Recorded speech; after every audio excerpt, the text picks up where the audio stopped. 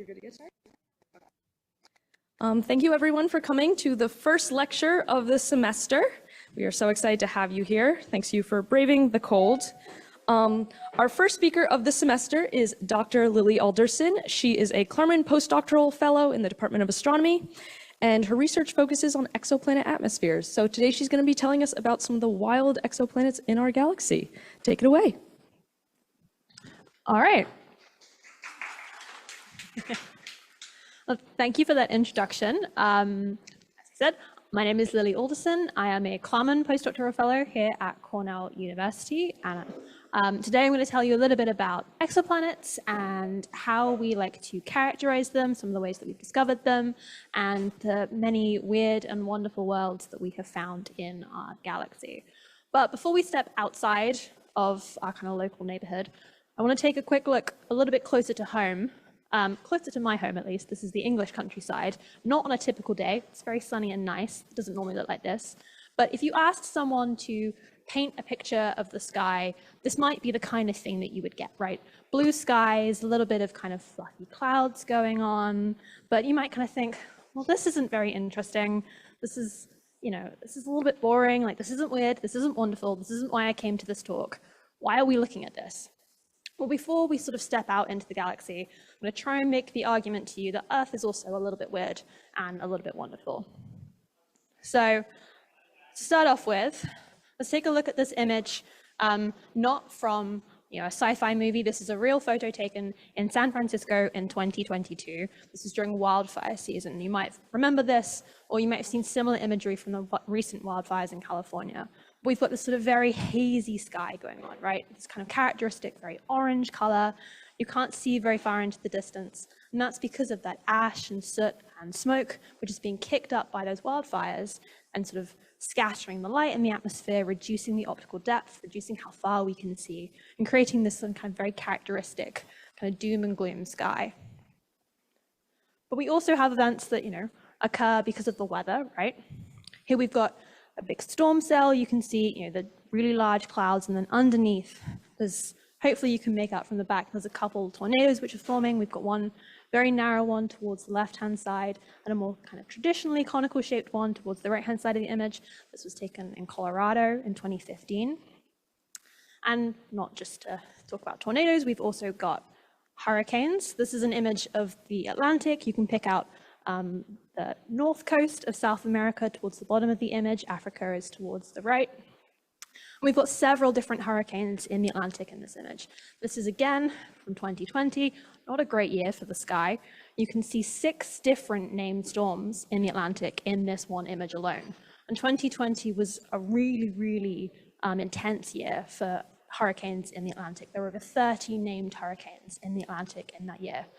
And these events, these extreme hurricanes, the number of hurricanes that we're seeing, the increasing wildfires, all of this, of course, has been contributed to by climate change. But a little bit less doom and gloom. You may have been lucky enough, even recently, to have seen the aurora here in Ithaca. It's not a common event, but normally you have to go further north to see the northern lights. But we do have these exciting events that can happen here in our town, where you can see these kind of bright light shows dancing across the night sky, because high energy particles from the sun, high energy photons, they're coming, they're entering into the atmosphere, they're interacting with those upper layers of our atmosphere, and they're producing this kind of dazzling light show that we see. Let's get rid of this, turn up the volume, we're fine. All right, so hopefully from these 4 images alone, I've convinced you that Earth skies can have really big variety. We've got a lot going on beyond the typical kind of blue and white sky that you might kind of imagine in your head.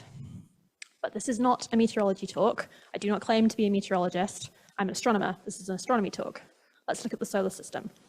So us planetary astronomers, we like to categorize things. We like to give things names. And that's true for the solar system too. Obviously, we name the planets. We have Mercury, Venus, Earth, Mars, Jupiter, Saturn, Uranus, and Neptune. But we also like to kind of put them into groups.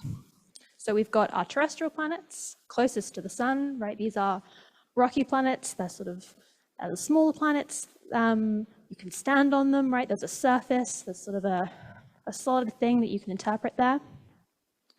Further out, we've got our gas giants.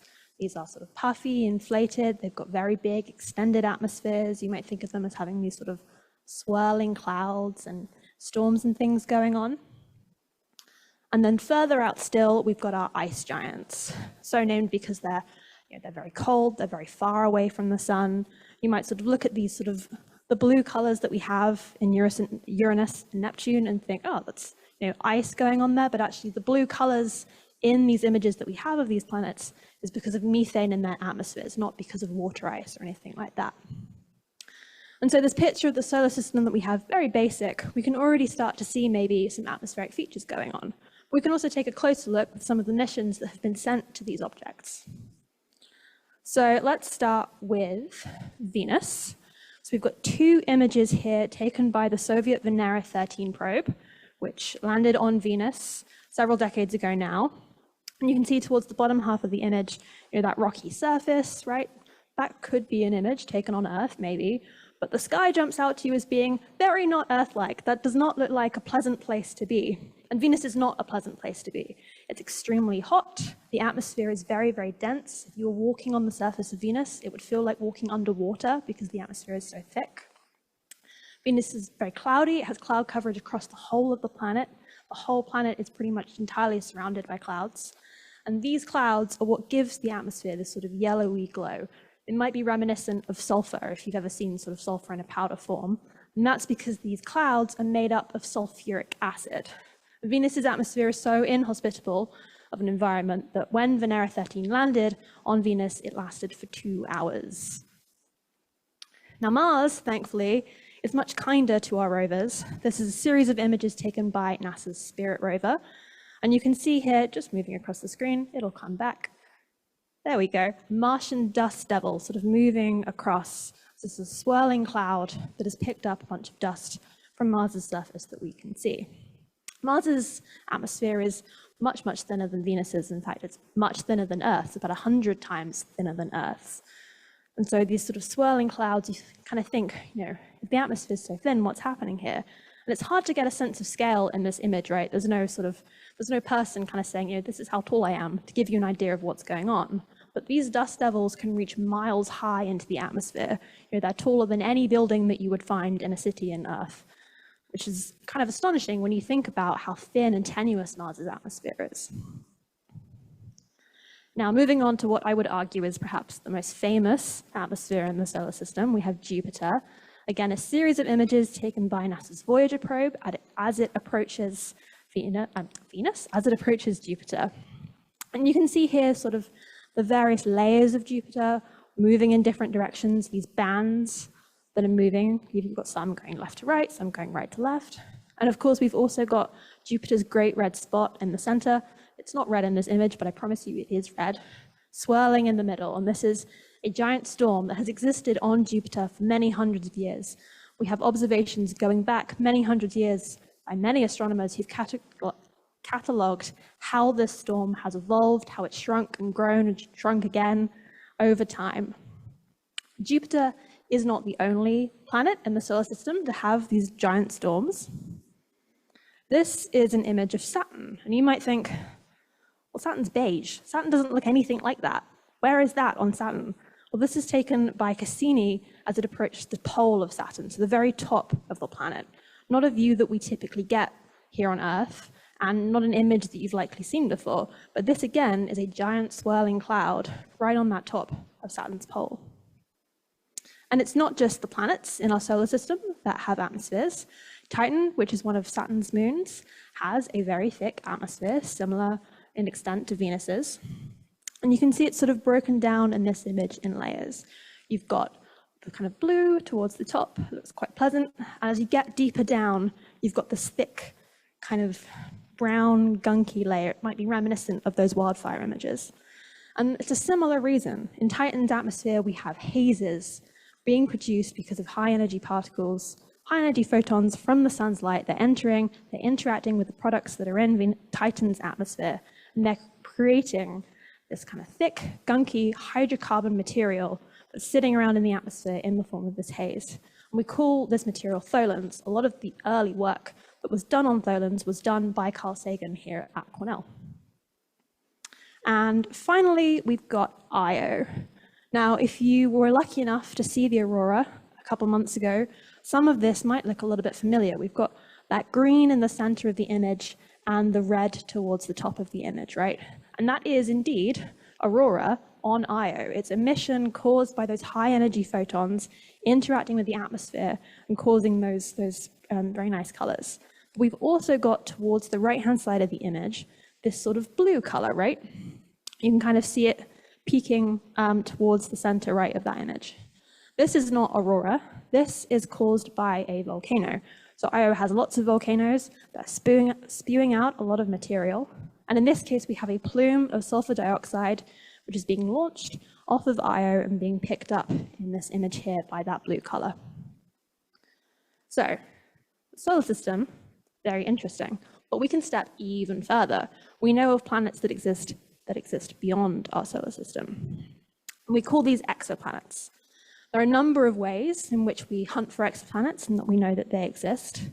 There are 4 key ones that you'll see mentioned in this talk today. I'm going to go into transits and radial velocities in a little bit of detail because they are most relevant to the work that I do. But briefly, direct imaging, pretty obvious. Sometimes you can directly image a planet. You can just see it.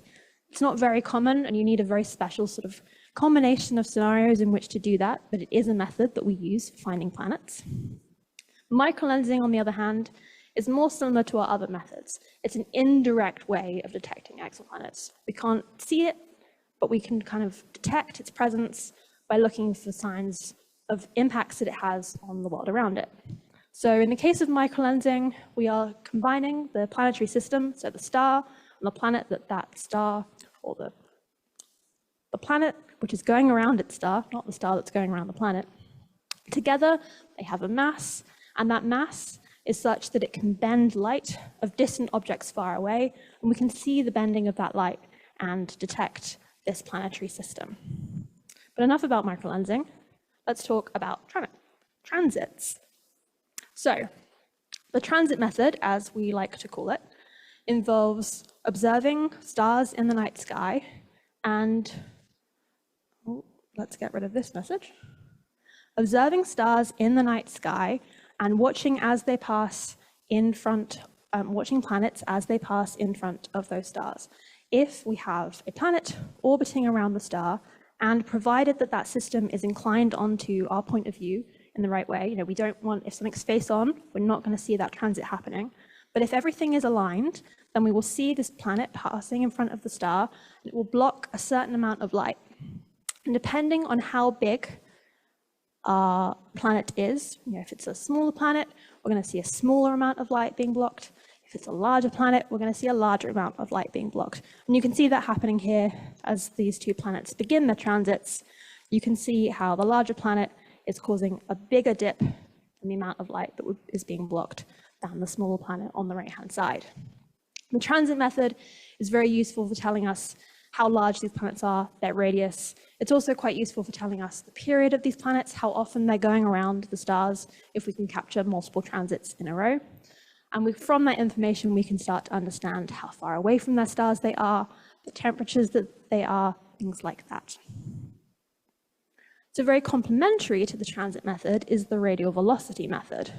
So it's a similar idea. We're using the fact that stars and planets, there's orbital motion happening there.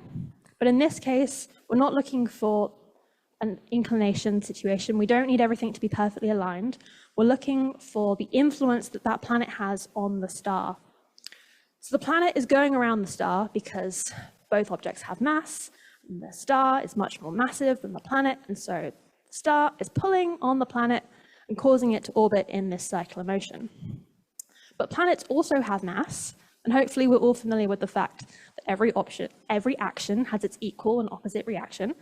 And so as the planet is moving around its star, it's also tugging on the star a little bit and causing the star to move in place. And we can look at stars in the night sky and see this movement. We're not seeing it kind of with our eyes. We can't necessarily see this wobble. It's very, very tiny. It can be centimeters per second. But what we can do is look at the light emitted by these stars and see it being blue and red shifted. So the light is getting bluer or getting redder depending on if it's moving towards us or further away.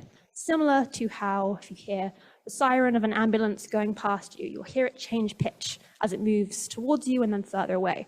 It's the same concept. We're looking for that shift in the pitch, in this case, the shift in the wavelength of the light, to tell us that a planet is influencing that star.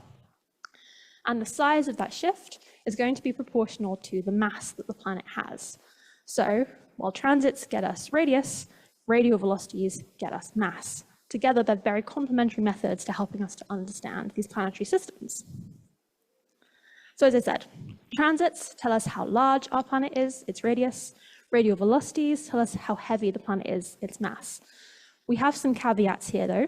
With transits, we need to be seeing multiple transits to be sure that that's what we're observing. If we just see one transit, that could be some sort of chance event that might not necessarily be associated with the same system. We want to see many transits in a row, ideally happening at the same frequency, at the same interval apart, and that'll tell us sort of the year that that planet has. And not all planets transit, right? We have to have the system angled correctly to us so that we can see it. Radial velocities, on the other hand, we need very, very precise instruments to be able to detect these planets, particularly if we're after rocky kind of Earth-like planets. We're going to need really, really good precisions because the signal sizes are very, very small. And this gets complicated when the signals are influenced by what the star is doing. If the star is very active, if it's flaring a lot, if it's got lots of spots on its surface, they can mimic the signals that we're seeing from the radial velocities from the transits or from the planets. So we have to make sure that we're kind of knowing and we're understanding what's going on in this system. All right, so we know how to find some exoplanets. So far, we've been pretty good at finding them.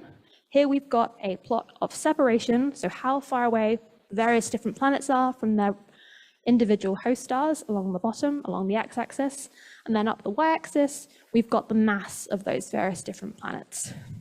So it kind of looks like a load of blobs. We've got different colors here telling you which method has found which thing. And so far, we've found nearly 6,000 exoplanets. I checked this number about 2 days ago, so it's probably gone up by a couple more by now. We've only been doing this for about 30 years. The first exoplanet was found a couple years before I was born. We now have 6,000 of them, which is a real exponential growth. You know, this is a very new field. It's a very young developing field. It's a very exciting field to be in, I would argue. But let's add on our solar system planets to this plot. So you can see here we've got Jupiter, we've got our terrestrial planets. Right down at the bottom, it might be a little bit hard to see. We've got Io and Titan, our moons as well. And you might kind of immediately look at this image and think, well, the solar system looks nothing like exoplanets. There are no exoplanets that seem to be anywhere near any of the solar system objects. And yeah, that's right. Like exoplanets look pretty different to the solar system. And there are a couple of reasons for this. One of the reasons is detection biases. All of our methods, while they're very, very good, are limited in some way. Transits are very good at finding things very close into their stars on short orbital periods. The longer the period you have, the longer you have to look at that star to get a repeat transit. So, you know, it's hard to look at something, as I said, we've only been doing this for about 30 years. We haven't had 100 years to look for things that have 100-year orbits yet. Meanwhile, our radial velocities are very good at finding more massive planets, as I said before. Smaller planets mean smaller signal sizes. It's just very hard. Direct imaging, on the other hand, very good at looking for things far away. Gravitational microlensing is a little bit all over the place. So some of this is, you know, our methods are very good at finding certain areas of planets. And we can correct for this in some kind of way. We can get an understanding of what we might be missing. And we can also work to build better instruments so we can kind of probe this solar system-like parameter space. But even with all those things considered, there are some types of exoplanets that we just do not see in our solar system. The most obvious one, perhaps, is that we have this huge cluster of things that are pretty much exactly the same size as Jupiter, this sort of red group up here, but they are on much, much closer in orbit than Jupiter is. You can see Mercury is about 0.3, 0.4 AU away from the sun, but we've got things here that are less than 0.1 AU away. So these are on very short orbits, less than 10 days. That means they're very, very hot because they're very close into their stars, but they're the same size as Jupiter. As I said, us planetary astronomers, we love to name things. didn't say we're very good at it, so we call these the hot Jupiters, inventively. We've also got this big cluster, this huge cluster of things that seem to be sort of intermediate in size between Neptune and Earth. And we don't have anything that's intermediate between Neptune and Earth in our solar system. You know, we have our terrestrial planets, we have our ice giants, and yet there's all these things out in the galaxy that exist in that gap. So we have things smaller than Neptune, we have things bigger than Earth, and we call those things sub-Neptunes and super-Earths. As I said, we're not very good at naming things. So all these things that we have out in the galaxy that we don't see in our solar system, the curious among you might be thinking, well, what's going on there? You know, is the solar system particularly unique? Are exoplanets particularly weird? You know, why do we have this difference? Does that tell us something about why we have life? Does it tell us something about how these things are forming? All of these are really, really key questions that exoplanet astronomers want to try and answer with our research. And, you know, from discovering these planets, we've got their radii, we've got their masses, we know how far away they are, we can get a sort of a decent guess at their temperatures. And that tells us some amount. You know, if we have a mass and a radius, we can calculate a density. But it doesn't tell us the whole story. We need more information. We want to characterize these planets. I like atmospheres. I want to know what their atmospheres look like. We have a problem. Here we have a diagram of most of the missions, not all, but most of the missions that we have sent from Earth out into the solar system. So each line here, you can kind of trace some things that have gone through various different moons. You know, we've got New Horizons kind of making its journey out to Pluto. All of these are different missions that we've sent.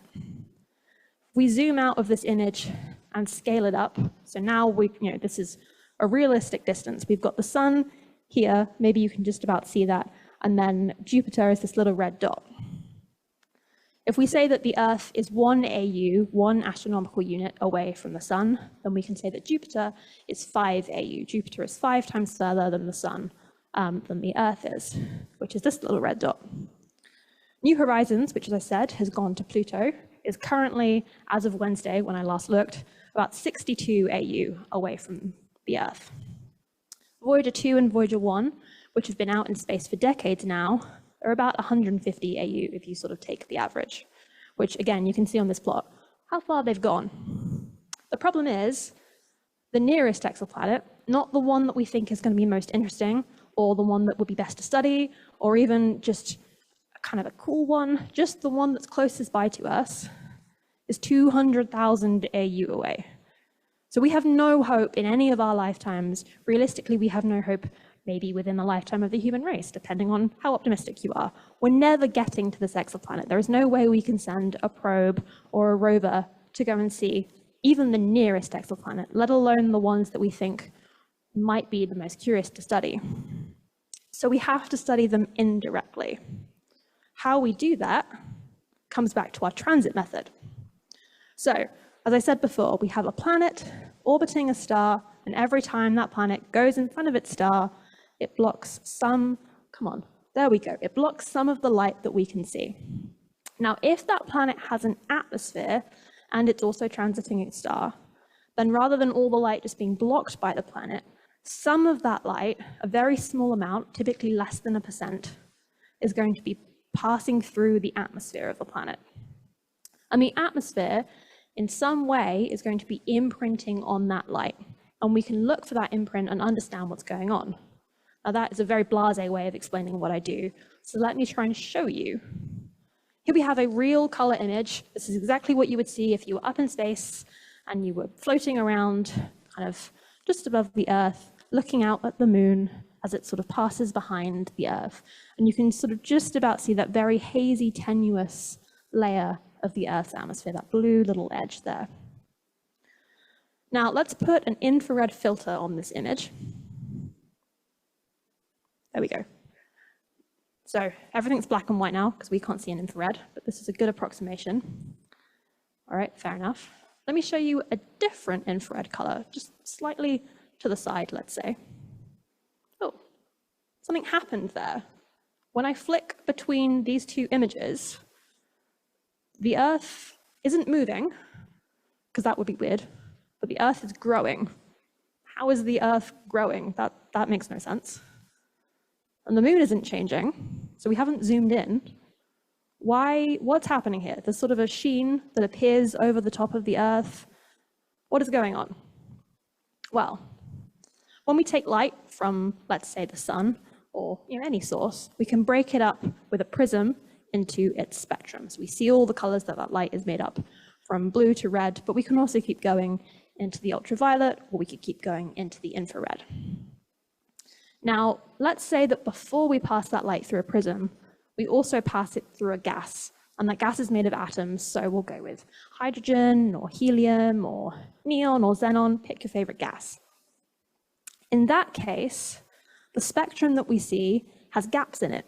We have these very distinct lines that have appeared in our spectrum, and that's because the gas is absorbing, it's blocking some of the light at those key wavelengths. And we can do the same again with a molecule.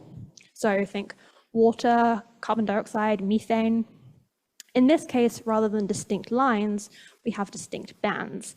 The gas is absorbing or it's blocking key areas of that light. So every molecule, every element, anything that you can think of to describe with a chemical symbol has this unique fingerprint that's specific to that thing of narrow absorption lines or wider absorption bands. And we have huge catalogs, although they could be bigger and better, of all these different molecules and atoms and things and what their absorption spectra look like. Now, if we jump back to our atmospheres, of course, are made up of a combination of lots of different gases. So if you look across the complete spectrum of light that emerges from an atmosphere, you see a combination of all the different lines and absorption bands that are arising because of the gases in that atmosphere. And this is sort of what we're seeing. So if we have a look at the Earth, thank God, the Earth has oxygen. It's also got some nitrogen, a little bit of water, argon, unfortunately some carbon dioxide, neon, helium, and some ozone, various other trace gases into smaller and smaller percentages. We go back to our image, and now we're going to tell you that in this case, we're looking at 8.6 microns, a specific wavelength of infrared light. A little bit further along, at 9.6 microns, we're inside of an ozone band. So in this case, ozone, we're at that wavelength where ozone is blocking some of the light, it's absorbing some of the light. So as we move in and out of that ozone band, ozone is blocking some of the light that we're seeing and causing the Earth to look that little bit bigger. And it's a small amount, right? We can't see the whole of the Earth's radius from here, and we're just getting a little change. And this is effectively what exoplanet scientists are doing when we study these atmospheres. We are looking for changes in the size of the planet at corresponding different wavelengths that can tell us about what is in that planet's atmosphere. Unfortunately, we don't get nice images that we can flick backwards and forwards with. We have to do this indirectly because our stars are their point sources, they're very far away, but you can kind of get the idea of what's happening at least. We call this method transmission spectroscopy. So what's happening here, in this case, this is all based on real data, so the star and the planet are to scale. We're crossing through our wavelengths, starting at blue, green, red, now into the infrared, which is just white because we can't see that with our eyes. But you can see as we're moving through the wavelengths, the planet is changing size. It's growing and then getting smaller again. And this is effectively what we're looking at. In reality, what our data looks like is a squiggle. So what we're seeing here is the various different absorption bands sort of plotted. So we've got our wavelength versus, you can think of it as the amount of light blocked, or you can think of it as the size of the planet. But what essentially is happening here is we've got different bumps corresponding to different things that we're seeing. So as we move from the UV, we've got this sort of downward slope. That's actually arising from scattering, so much like wildfires. In this case, the wavelength of the light is much smaller than the particles that are present in the atmosphere, and so the light is able to scatter off of those particles. We've then got these sort of sharp lines from sodium and potassium, this characteristic sort of humpback feature rising up into the near infrared caused by water. And then we've got some kind of bumpy, squiggly thing caused by carbon monoxide as well. So how do we do this? Primarily, the most cutting edge research right now is being done with space-based telescopes, but we can also do it from the ground. So we've got Hubble, which is best at looking from the near ultraviolet, the near UV, through the visible to the near infrared, although it doesn't do the near infrared so much anymore. I'll explain why in a minute. But these wavelengths mean that Hubble is very good at studying clouds and hazes, light scattering off of those clouds and hazes in the near UV, and also escaping atmospheres. Most of these hot Jupiters and things, they're in such extreme environments that their atmospheres are kind of being blown off by their stars. And Hubble is very good at finding the signatures of that. We also have JWST, which was launched about 3 years ago now. We've had data coming down from that telescope for about 2.5 years.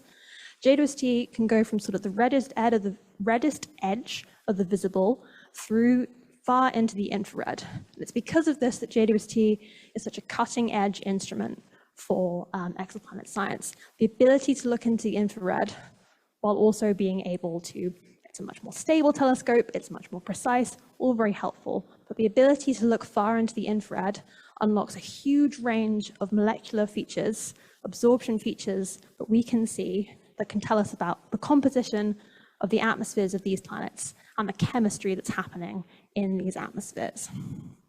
So, as I said, JWST, we've had data from JWST for about 2.5 years now. Yeah, June, July is about 2.5 years ago. So we've got orbital period on the bottom, mass on the top, very similar to that plot that we saw before. And if we press go, what's happening here is we're moving through time. We're in October, November, December eventually. Each little hexagon that's being added to this plot is an observation of an exoplanet as and when it happened. And thus far, JWST has looked at over 120 exoplanets as they're slowly being populated onto this plot, which corresponds to over 3,000 hours of observing time. And that is about 1/3 of the total time that JWST has spent looking at things. Exoplanet science makes up a huge amount of time on JWST. It is a really cutting edge, exciting field to be in. We are getting to use the best instruments to study these objects. So now that we have reached, not quite present day, but close enough, you can see all of our observations. We've got a couple things that are still to happen. You can see we're doing a pretty good job of getting those hot Jupiters. Those sub-Neptunes and super-Earths are starting to come in. There's some directly imaged planets in the orange, not to leave those out, although I don't study them, but they exist. So for the rest of this talk, before I wrap up today, I want to walk you through a couple of the planets that I have worked on that we have managed to uncover some very interesting things happening within the atmospheres with JWST so far. So let's start with WASP-39b. WASP-39 is a hot Jupiter. So it's similar in size to Jupiter, 1.3 Jupiter radii, but it's 0.3 Jupiter masses. So it's much less dense than Jupiter. This means it has a very inflated atmosphere, which is very good for studying with transmission spectroscopy. The puffier, the hotter the atmospheres are, the bigger the signals we get. And so that makes it much easier to do the work that we're trying to do. You can see here it's on a 4-day period, so it orbits its star every 4 days, and it is about 1,500 Fahrenheit. I had to convert all my numbers to Fahrenheit because I've never given this talk in America before, so good job me. WASP-39b was also one of the first exoplanets that JWST looked at full stop. It was part of what we call the Early Release Science Program. What this means is that the observations that were as part of this program were designed not only to be cool, interesting science, but also to give our scientists, people like myself, a chance to really understand how best to use these instruments. So in this case, we looked at WASP-39b with 4 different instruments on JWST, so we could compare and contrast and understand how best to be analyzing our data. So here we have those 4 different instruments. Each one of these plots that you can see is one of those instruments. And there's some common features. They span a range of different wavelengths. So you can see how these 2 would add together to make that one on the far right, that sort of thing. And the different colors here, the different bands, correspond up to matching features. So we've got that characteristic water absorption feature. We've got some carbon monoxide in the red. We've got potassium up here. There's some sodium down there in the dark blue. We've got carbon dioxide in the yellow. And most of these things, we had done prior work. We knew what we were going to expect. We'd done some modeling. We had an idea of what was coming. But there was one thing that we were surprised by, and that was sulfur dioxide.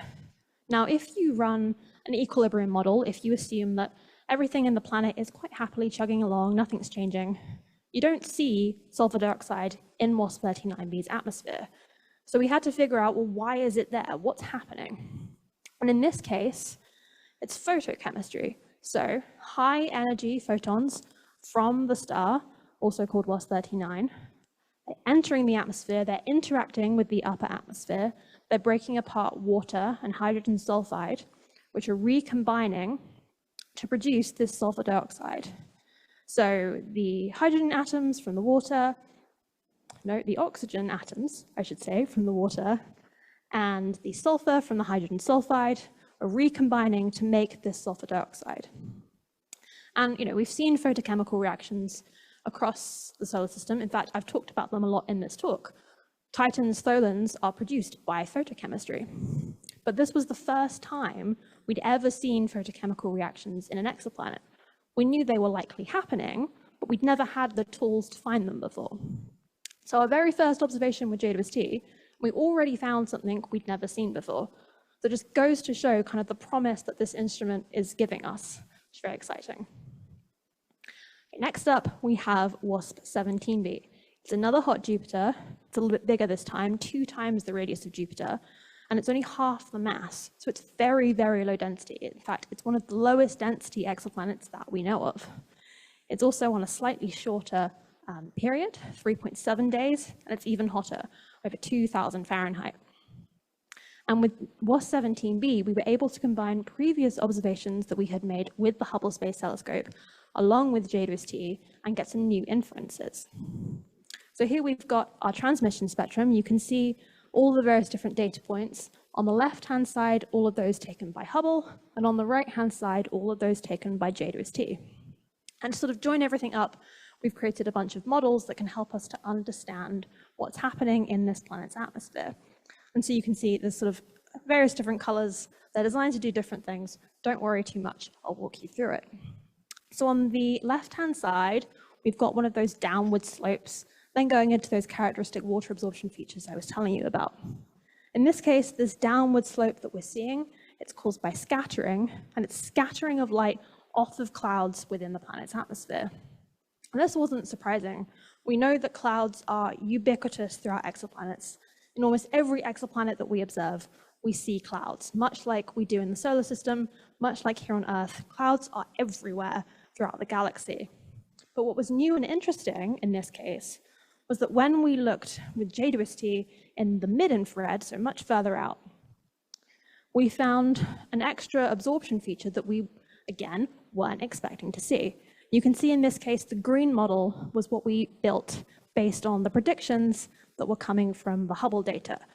And you can see that the data doesn't really seem to go through that green model. It kind of rises up and over the green model where that red model is fitting. This sort of, my head out here.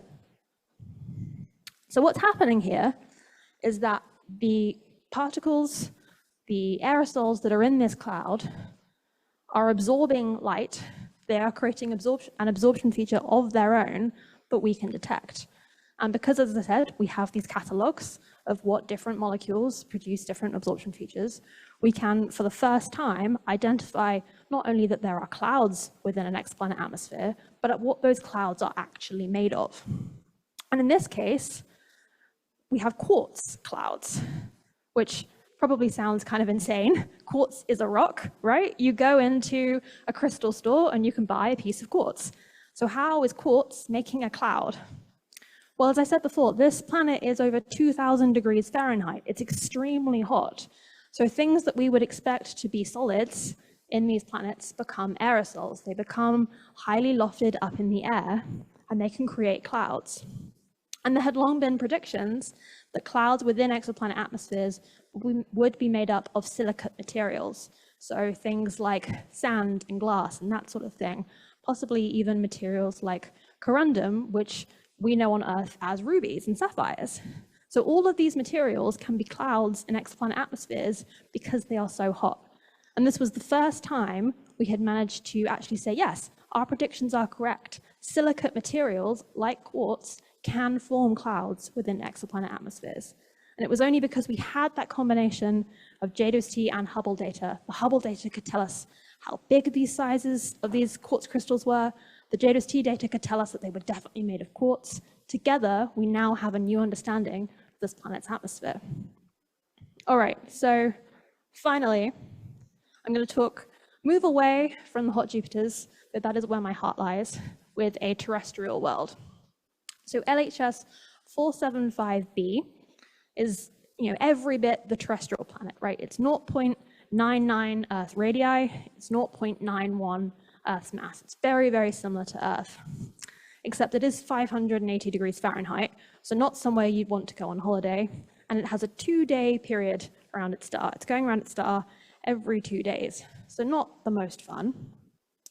Now, with our terrestrial planets, as I said before, we want big, fluffy atmospheres. Hotter the better, makes it easier to detect what's going on. We can't expect a planet the size of the Earth to have one of these big, fluffy atmospheres. Most of our hot Jupiters, they have atmospheres predominantly made up of hydrogen and helium, and everything else that we're detecting, the water, the carbon dioxide, the methane, all of these sorts of things, they make up a very small percentage of what's in the atmosphere.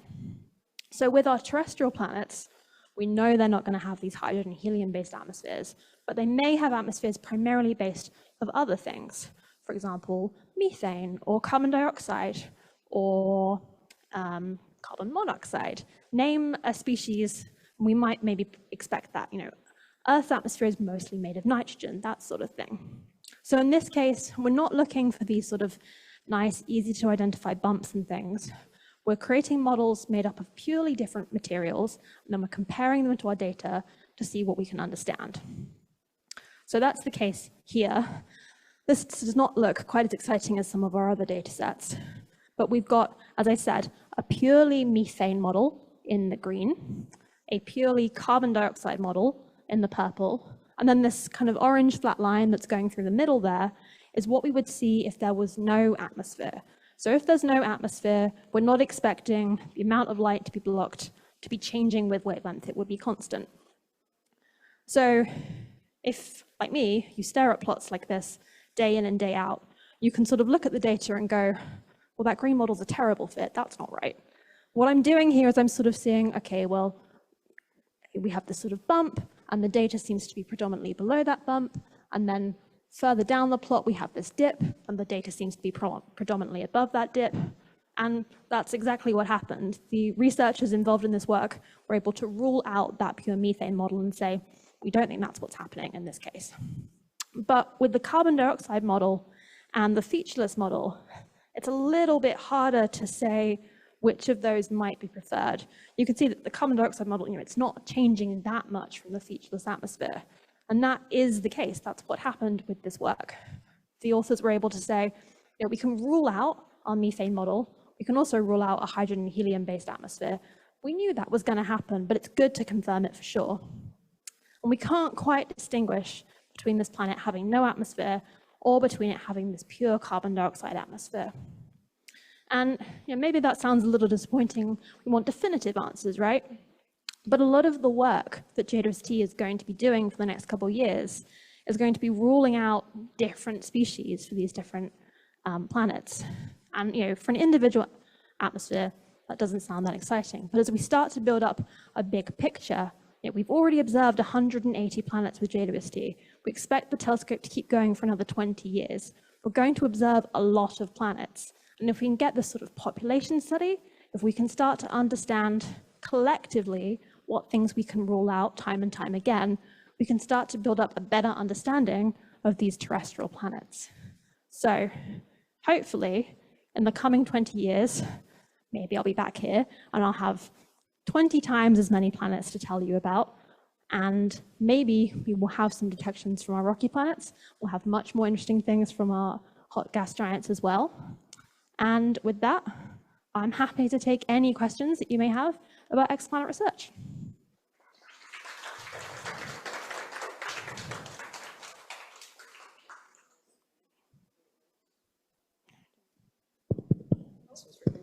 Okay, if anyone has any questions, just raise your hand and I'll bring the mic over to you because the Zoom cannot hear you unless you were talking into the mic.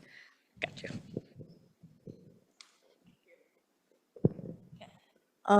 Okay, first of all, I really liked your presentation. Thank you so much. So when you write the like 2, 3, 4 day periods on the slides, that's how long it takes to orbit the star, right? So if the periods are so short, does that mean that the planets are moving like really, really fast? And does that make them much more difficult to study compared to something like Earth where it takes like 300 plus days to orbit, or no? No, if anything, it actually makes it easier to study them because the speed we don't have to worry about too much.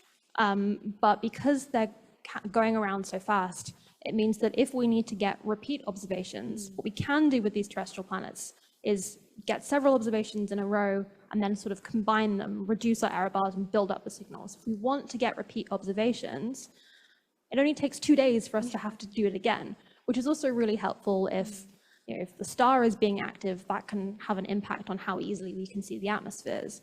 And so having that short period means that we know that not much has changed and we can get our observations really quickly. It's much harder if some people are trying to look at some much longer day period planets at the moment, particularly for the hot Jupiters, and try and get things that look more like Jupiter in our solar system. But it's really hard to do because if something goes wrong with your observation, you've got to wait 2 years before it can happen again. So probably isn't all that pleasant to be on a planet that has a 2-day year, but for us, it's very convenient. Thank you.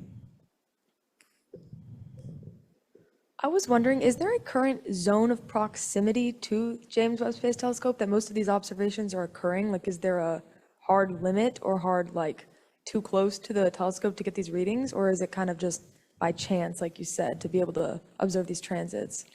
So it's a combination of things. So JWST is at L2, which, if you're not familiar, Hubble goes around the Earth. It orbits the Earth every 90 minutes or so, whereas JWST is at this sort of weird, gravitationally stable point, which we call L2, or Lagrangian point 2, which is sort of, if you imagine the sun and then the Earth, you draw a line. L2 is sort of continuing on that line a little bit further away.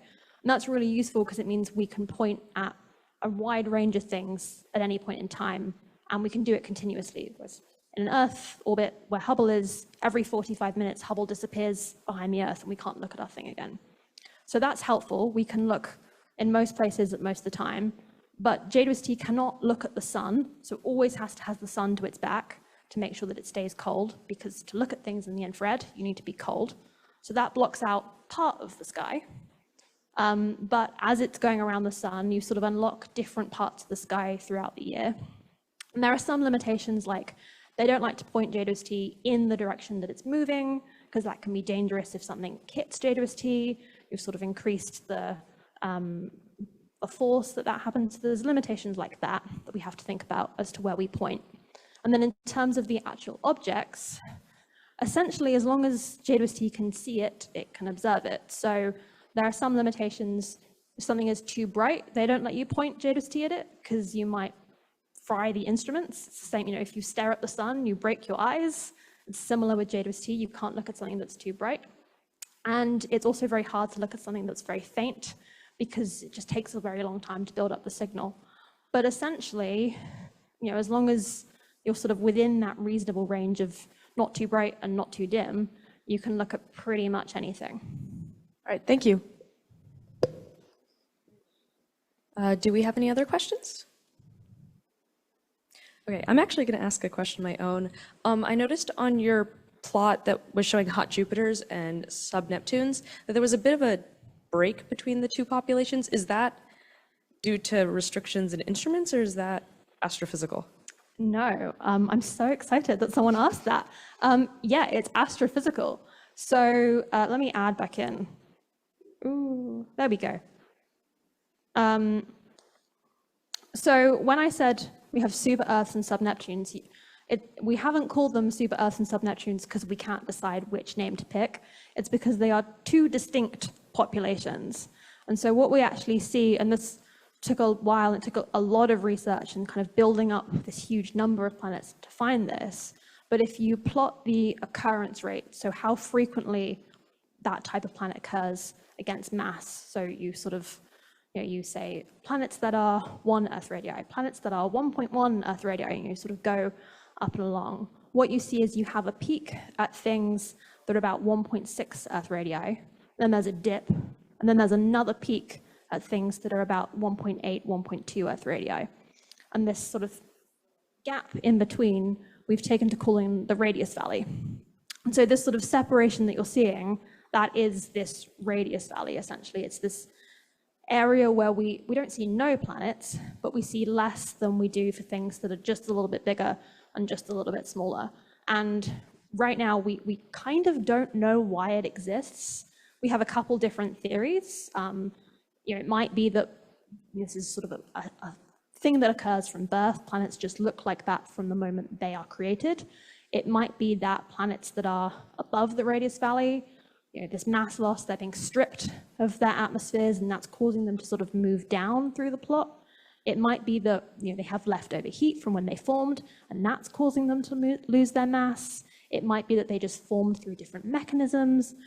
We have lots of theories, and we really don't know which one is right, or if it's a combination of these theories. And actually looking at their atmospheres is one of the ways that we hope we can start to understand where this radius valley is coming from. But yeah, when we say sub-Neptunes and super-Earths, we're actually talking about two different things, and they are two very distinct populations that we hope one day we will understand why they exist in this way. If we don't have any other questions in the room, I'll take a quick glance at the Zoom. Make sure we don't have any questions over there. We look good. So I should probably stand so I'm visible. Thank you everyone so much for coming. Let's give another round of applause to Dr. Lili Alderson. And as always, we are going to be open over at the observatory from 8 to midnight tonight.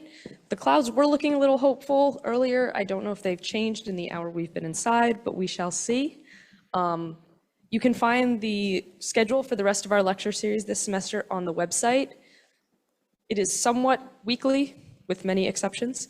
So check the website for updates, and thank you so much for coming.